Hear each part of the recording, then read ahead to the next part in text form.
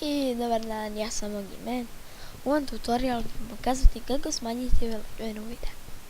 Sve što je potrebno je ovaj program. Uđite u vaš pretraživač.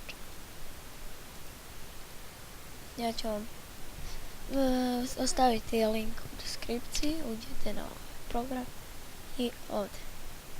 Damo ovdje video komentar for Windows.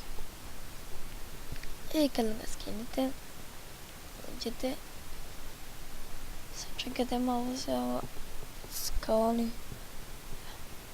Sad uđete da, evo ja ću da uzmem na primjer ovaj video i on ima 25 MB. Sad stavite gdje hoćete da bude.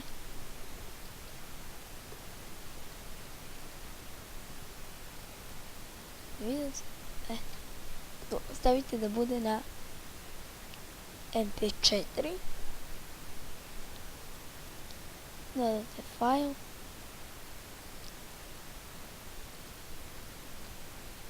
Ok. Sad idete konvert. Sad će to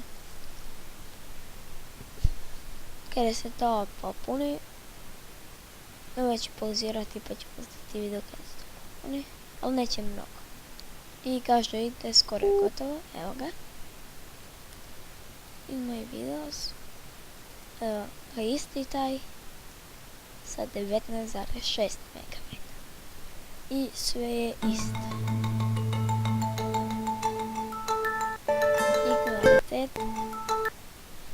Ne skraćuje se i ne smanjuje se video i to je moglo bude to.